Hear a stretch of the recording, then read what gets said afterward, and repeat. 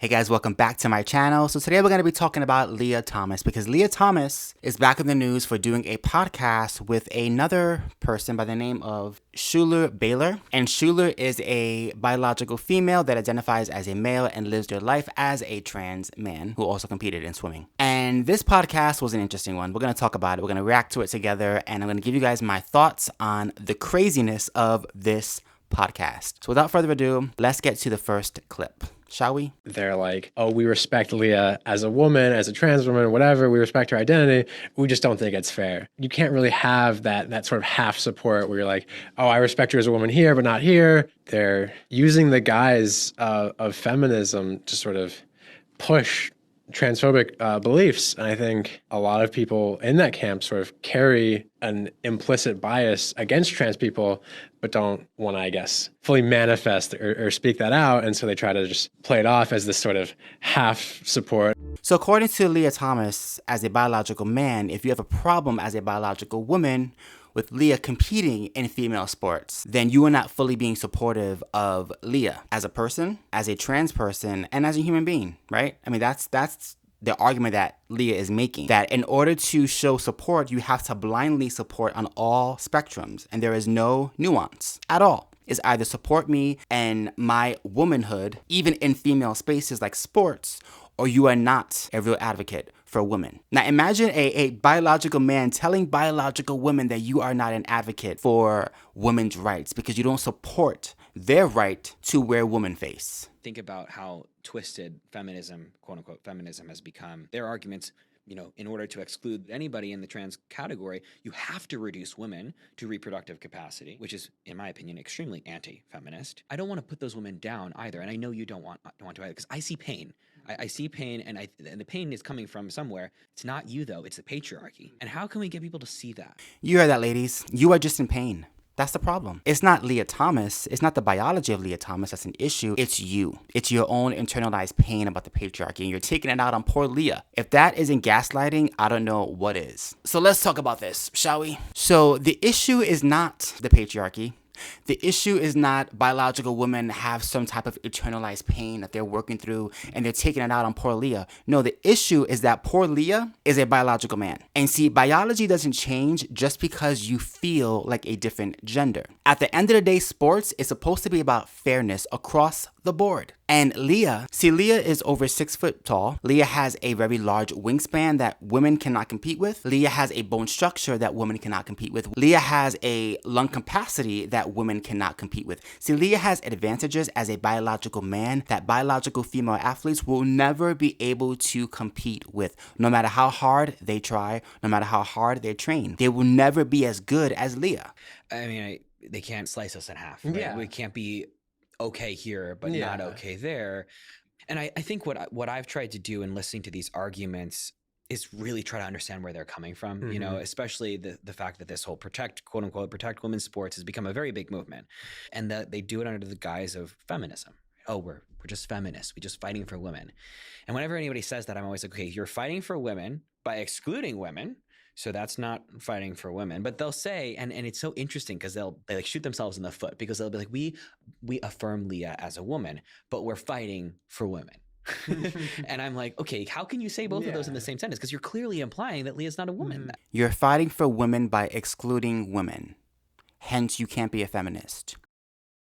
Okay, well, Lia, newsflash, Lia is not a woman. Lia is a trans woman. So what that means is Lia biologically still has the chromosomes of XY. Lia's DNA inherently is always going to be male. Lia is always going to have a physical advantage over biological women because Lia is a biological man. And when we're talking about sports, again, we're talking about fairness. We're not talking about feelings. We're talking about fairness. And so when I hear this argument about you can't be against Lia Thomas or any trans athlete for that matter, because if you are against them, then you are against all women, that is false. That is a lie. That is deception. Because what that is attempting to do is to pretend that biology suddenly disappears, that science suddenly no longer matters when it comes to sports. But we know that it does matter. This is why they have different weight classes in sports like UFC and boxing. And this is why we separate sports based on male and female, because we recognize that there are biological factors that make it so that men have an advantage over women, and that is not fair. So we have to make sure that we have a level playing field. That's why we have the breakdown of the sexes, and that is why we have the breakdown of weight class in certain sports. You can't just ignore these factors, right? What if I had body dysmorphia and I believed that I was a 200-pound man and I wanted to compete in UFC against another 200-pound man? Would that be okay if the official said, you know what, Chuck identifies as this and we have to affirm how he feels, so let's put him in the same weight class with another person who weighs twice the amount that he weighs? That should be fine, right? No, that would be crazy. That would be insane. That would be illogical. And that is what this argument and this conversation that I'm listening to right now, that is illogical. That is somebody trying to normalize something that they know inherently is wrong and trying to flip it and say that if you disagree with Lia Thomas as an athlete, then you disagree with all women and you are against women and you are inherently the enemy of women. That is gaslighting 101. Don't fall for it. Let's not forget that Lia Thomas ranked 554th in the nation when Lia was competing as a man. And then when Lia switched over to the female side, she shot up to the top 5. And you can clearly see the difference by watching when Lia won, where she beat out 2 former Olympians. Under the spotlight the entirety of this season. Worked for it. She was pushed over the first 350 meters. Thomas wins the NCAA championship. Ended up very close for second, with Wyatt taking it ahead of a late charge from Erica Sullivan in third. But biology doesn't matter, right? Let's keep watching. And the answer was something about opportunities being taken away. And first of all, it's the same exact arguments that came up when Black women began to be in sports first, which, you know, it's just, you don't want a woman who doesn't look like you, perhaps, or who isn't fitting your version of womanhood to win. But really, and I think this is the part that people are, again, missing, is that then they're enforcing this concept of, like, when somebody wins, whoever they are, if you don't like what sort of they fit or don't, we should call it unfair, instead of teaching everybody in sports to be resilient to losing. Wow. That just completely threw me for a loop. Did this person really just try to compare Lia Thomas and civil rights and racist having an issue with Black people competing in sports? Is that what we're doing now? Like, you can't make the crazy up. You literally cannot make the crazy up. That's insane. That is insulting. That is disingenuous. That is false. That is a lie. That is a fabrication. That is insanity. First of all, Lia Thomas is not a martyr. Lia Thomas being protested against is not the same as a Black woman or a Black man being protested against during the civil rights movement when Black people were competing in sports and dominating in sports. Not the same thing. You know why? Because Black women competing in female sports are women. There is no biological advantage between different races, but there is a biological advantage between the sexes. We know this. So to equate Lia Thomas as some civil rights martyr is asinine to me. It is insane. It is crazy. But this is what woke ideology does. Woke ideology creates false narratives to push the false narrative that if you are against Lia Thomas, you are against civil rights, you are against all women, you are against humankind. I mean, it just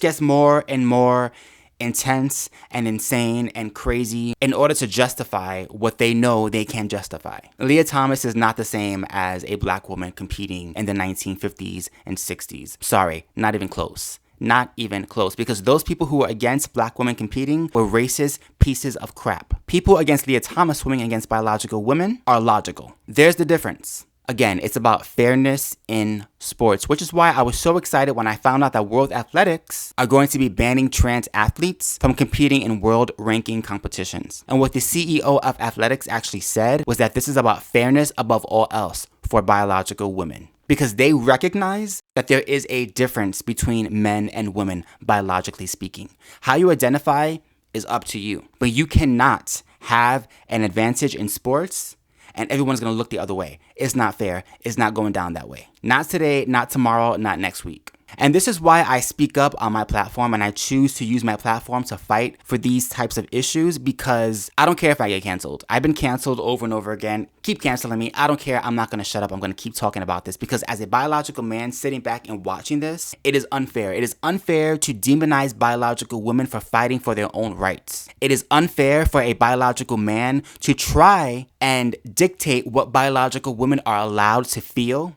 and fight for. That, my friend, is misogyny. That is real misogyny. Putting the rights and the feelings of a biological man in the female space above actual women who are being affected negatively by their actions. And I'm not going to sit by and look the other way. I'm not going to do it. I'm going to keep talking about this. We can't sit by and do nothing, because it starts with sports and it trickles into every other area.